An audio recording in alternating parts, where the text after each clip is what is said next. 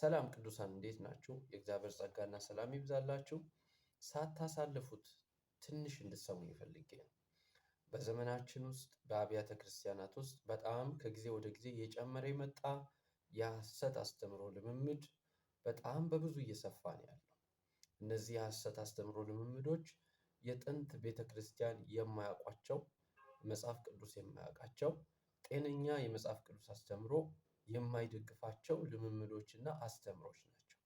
እነዚህ ልምምዶች ከጊዜ ወደ ጊዜ በጣም እየጨመሩ እየሰፉ አድማሳቸው እየሰፋ ብዙ እውነተኞች የሆኑ ሰዎች ጭምር በመታለል በብዙ አይነት መንገድ በዚህ የሐሰት ትምህርት እየተወሰዱ ያለበት ዘመን ላይ ነው ያለነው።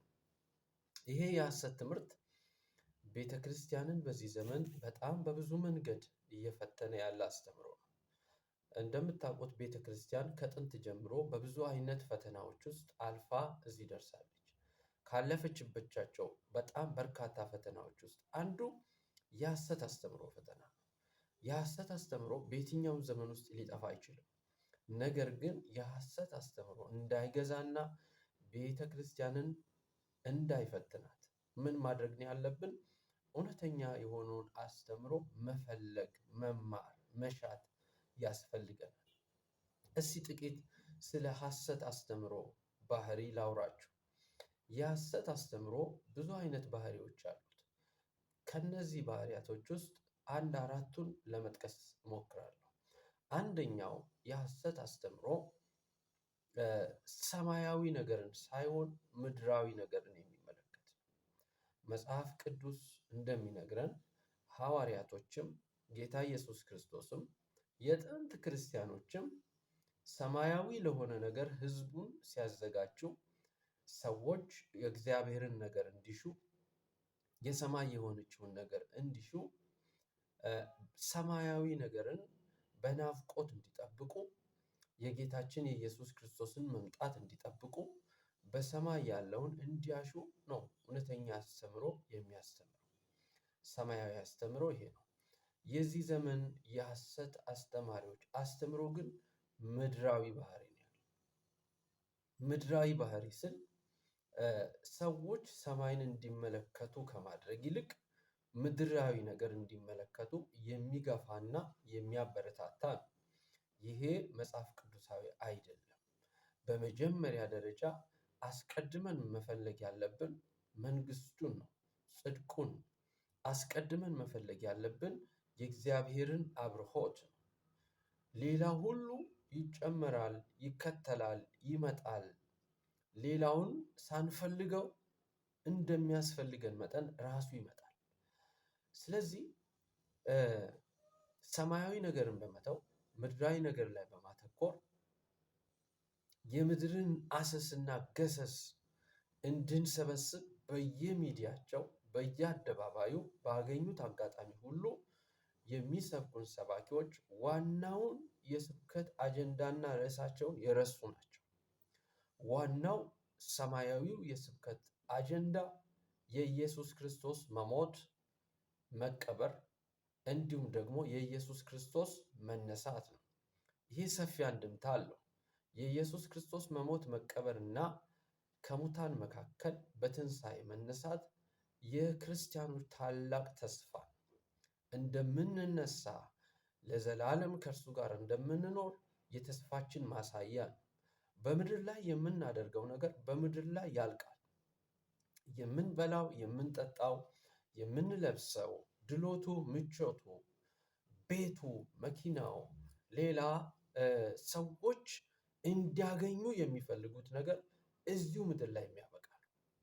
በሰማይ የሚቀጥል አይደለም። ነገር ግን ለዘላለም በሰማይ ያለው ሰማያዊ የእግዚአብሔር ስጦታ ነው። ያን ሰማያዊ የእግዚአብሔር ስጦታ መፈለግ ነው የሚያስፈልገን። ዋናው መልእክት ሰዎች ከኃጢአታቸው በክርስቶስ ኢየሱስ እንዲያምኑ እንዲድኑ ነው። የመጽሐፍ ቅዱስ አስተምሮም የክርስትና ማስተምሮም ጌታም ሐዋርያቶችም ያስተማሩን ይሄን ነው። ስለዚህ ሰዎች ሰማያዊ የሆነውን አጀንዳ የኢየሱስ ክርስቶስን አጀንዳ ከእጃችን አስጥለው ምድራዊ አጀንዳ ላይ ጊዜያችንን እንድንበላ፣ ገንዘብ ላይ ጊዜያችንን እንድንበላ፣ ጸሎታችን ሁሉ ገንዘብ ተኮር እንዲሆን፣ ህይወት ተኮር እንዲሆን፣ ቤት ተኮር እንዲሆን፣ እንዳልኳችሁ አሰስ ገሰስ ተኮር እንዲሆን የሚያደርጉን የሐሰት አስተማሪዎች። ይሄ አንዱ ባህሪያቸው። ስለዚህ ጸጋውን አይፈልጉትም። ጸጋውን ትተውታል። የሚፈልጉት ሀብት ነው። የሚፈልጉት መበልጸግ ነው። የሚፈልጉት መክበር ነው። የሚፈልጉት በቀንም በሌሊትም ትኩረታቸው ሁሉ አጀንዳቸው ሁሉ አንድና አንድ ምድራዊ ነገር። ይህ አንደኛው መገለጫቸው፣ አንደኛው ባህሪያቸው። ሁለተኛው ሐሰተኞች መጽሐፍ እንደሚናገር ራሳቸውን ያልካዱ ናቸው። ባህሪያቸው ራሳቸውን ያልካዱ፣ መንፈሳዊ ያልሆኑ፣ ስለ ክርስቶስ አሮጌ ማንነታቸውን፣ አሮጌ የነሱን መታወቂያቸውን ያልተው ናቸው። መጽሐፍ እንደሚናገር በጌታ በኢየሱስ ክርስቶስ እኮ ስናምን ራሳችን ክደናል፣ አሮጌ ማንነታችን ክደናል። በክርስቶስ ኢየሱስ አዲስ ፍጥረት ነው። መጽሐፍ እንደሚናገር ማንም በክርስቶስ ኢየሱስ ቢሆን አዲስ ፍጥረት ነው ይላል። አዲስ ፍጥረቶች ነን። ነገር ግን እነዚህ ሰዎች አዲስ ፍጥረትነታቸውን በጣም ከይቅርታ ጋር የሚያጠራጥረን ነገር አለ። ምክንያቱም እንዳልኳችሁ ምድራዊ ናቸው። ራሳቸውን አልካዱ። ስህተት ብትሰሩ ሊያጠፏችሁ ይችላል። ከፊት ለፊታቸው ብትቆሙ ሊያጠፏችሁ ይችላል። ለምን እንዲህ ታደርጋለህ ብትባሉ ያለምንም ጥያቄ ያጠፏቸዋል። ራሳቸውን የካዱ አይደሉም፣ ራስ ተኮር ናቸው። ስለዚህ ጌታን የሚከተሉ አይመስሉኝም። አይመስሉኝም። በመጽሐፍ ቅዱስ ቃል ስመዝን አይመስሉኝም። ምክንያቱም ራሳቸውን አልካዱ፣ መስቀሉን አልተሸከሙ። ራሱን ይካድ እንደሚል የሚለውን ቃል ትተዋል። መስቀሉን አልተሸከሙ። የክርስቶስ ፍቅር አልተሸከሙ። ክርስቶስ የከፈለው ዋጋ የገባቸው አይመስለኝም። ስለዚህ ራስ ተኮር ናቸው። ሰልፍ ኦሪየንትድ የሆኑ ሰዎች ናቸው እና ራሳቸውን ያልካዱ ናቸው። ሁለተኛው ባህሪ። ሶስተኛ ባህሪያቸው እግዚአብሔርን የማይፈሩ ናቸው። ይህ ማለት ፈሪሃ እግዚአብሔር የሌላቸው። ሰው በጥቂቱ እንኳን እንደው እግዚአብሔርን እኮ እየፈራ እግዚአብሔርን የመፍራት መንፈስ በውስጡ ይኖራል። አንድ እውነተኛ ሰው እግዚአብሔርን አይፈሩትም። እኔ ባየሁት ነገር ብዙ ለማንበብም ባህሪያቸውን ለማጥናት ሞክሬያለሁ። ፈሪሃ እግዚአብሔር የላቸውም። ከፊት ለፊታቸው እናንተ ከቆማችሁ አለቀላችሁ። እግዚአብሔርን አይፈሩም። በምንም አይነት አይፈሩም። ፈሪሃ እግዚአብሔር የላቸውም። ስለዚህ የፈለጉትን አድርገው መኖር ለነሱ እንደ መብት ነው። የፈለጉትን አድርገው፣ የፈለጉበት ውለው፣ የፈለጉበት አድረው፣ የፈለጉትን ፈጽመው ቢመጡ ልክ እንደሆኑ ነው የሚያስቡት። የእግዚአብሔር ፍርሃት በውስጣቸው የለም። የእግዚአብሔርን ፍርሃት በውስጣቸው የሚያስቀምጥ መንፈስ ቅዱስን ገሸሽ አድርገውታል፣ ትተውታል። ውስጣቸው የሚከሳቸው የሚኮንናቸውን መንፈስ ቅዱስ ገሸሽ አድርገውታል። ፈሪሃ እግዚአብሔርን አላየውባቸውም። ሶስተኛው ባህሪያቸው። አራተኛው ባህሪያቸው ራሳቸውን የሾሙ ናቸው። በእግዚአብሔር የተሾሙ አይደሉም። ራሳቸውን የሾሙ፣ በየሰፈሩ ራሳቸውን የሾሙ፣ በየአካባቢው ራሳቸውን፣ በየጎሳው ራሳቸውን የሾሙ፣ በቲፎዟቸው ምናምን ስብስብ ራሳቸውን የሾሙ። ማንም አልሾም። ቤተክርስቲያን በህጋዊ መንገድ ጸጋውን ለይታ ያንተ ጸጋ ይሄ ነው ብላ ቤተክርስቲያን ፈቅዳለት የተሾሙ አይደሉም አብዛኞቹ። አንዳንዶች እንኳን ቤተክርስቲያን ሾማቸው ቢሆን ቤተክርስቲያቸውን ትተው የወጡ ናቸው ነው ብለው ትተው የወጡ። አንዳንዶች ቤተክርስቲያን ሰነጣጥቀው የወጡ ናቸው። አንዳንዶች ብዙ ሰው ዘርፈው፣ አንዳንዶች ንብረት ዘርፈው፣ አንዳንዶች በኃጢአት ሲወድቁ ሲገሰጹ ሸሽተው የሄዱ ናቸው። ሶብ ቤተክርስቲያን የማታውቃቸው ናቸው። ቤተክርስቲያን ባይዞ ስልጣን አላት እኮ። በሰማይም በምድር ያሰረችው በሰማይ እንደሚታሰር መጽሐፍ ቅዱስ ይናገራል። ስልጣን ሰጥቷታል ለቤተክርስቲያን። ስለዚህ የመሾም ስልጣን አላት። ባይዞ ቤተክርስቲያን ስርዓትን የመፈጸም ስልጣን አላት። ስለዚህ የቤተክርስቲያን ስልጣን ስር ሆነው አይደለም እነዚህ ሰዎች የተሾሙት። አልተሾሙም። ራሳቸውን በራሳቸው ለራሳቸው ስም ሰጥተው ወይ ነቢይ ብለው ይሰጣሉ፣ ወይ ሌላ እንደምታውቁት አይነት በርካታ ስም። አንዳንዶቹ መጽሐፍ ቅዱስ ላይ የሌለ ስም ጭምር ለራሳቸው ትልቅ ስም ይመስላቸዋል። ይሁን አይ ዶንት ኖ፣ ለራሳቸው የሰጡ ናቸው። ስለዚህ አልተሾሙም። በጣም የሚያሳዝነኝ ነገር እነዚህ በሐሰት የሚያስተምሩ ሰዎች ሐሰተኛ እንደሆኑ እናውቃለን። ነገር ግን የዋሁን ሕዝብ የእግዚአብሔርን ቃል ጠንቅቆ ያላወቀውን ሕዝብ በብዙ አይነት መንገድ፣ በብዙ ማታለል፣ በብዙ ሽወዳ፣ በብዙ የሚያባብል ቃል፣ በብዙ እውነት የሚመስሉ ትንቢቶች ሕዝቡን በፍጹም የእግዚአብሔር ቃል በማይደግፈው መንገድ የሚመሩ ናቸው። ይህ ሕዝብ ያሳዝነኛል። ስለዚህ መፍትሄው አንድ ነው። ወደ ቃሉ እንመለስ።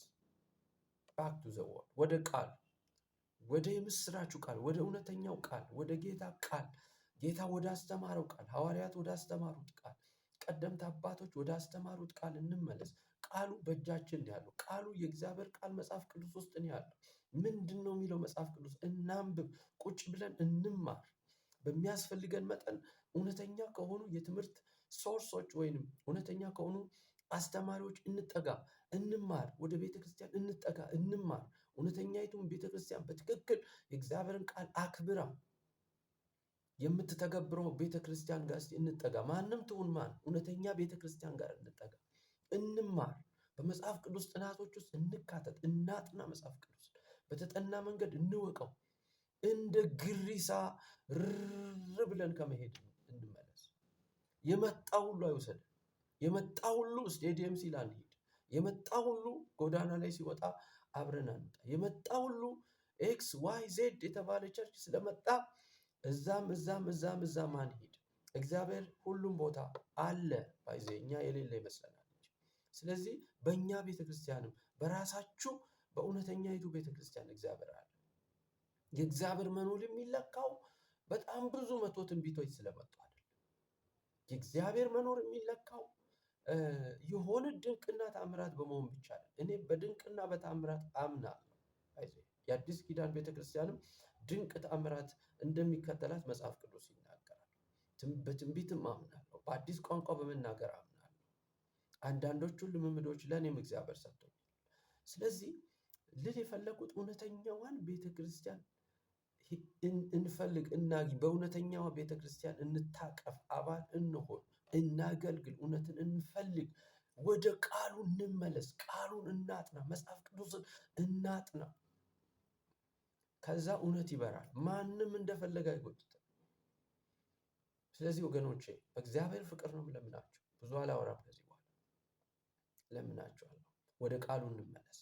ቃሉን እንጠማው። ቃሉን እንራበው። ቃሉን እንብላው። ቃሉን እንፈልገው። ቃሉ ምንድን ነው የሚለውን እናጥና። ካልገባን ከኛ የተሻለ መረዳት ያላቸውን ወንድሞች፣ እውነተኛ የቤተ ክርስቲያን አገልጋዮች፣ መጋቢዎቻችን፣ ቄሶቻችንን በተለያየ አይነት ዘርፍ የሚያገለግሉ እውነተኛ አገልጋዮቻችንን እናናግራቸው። ከነሱ እግር ስር ቁጭ ብለን እንማር። ሐዋርያቶች ከእውነተኛው ከክርስቶስ ኢየሱስ እግር ስር ቁጭ ብለው ተምረዋል። ሌሎች ደግሞ ከሐዋርያት ስር ቁጭ ብለው ተምረዋል። እንደዛ ነው። ቁጭ ብለን እንማር። ስለዚህ በዚህ ላጠቃልል እፈልጋለሁ።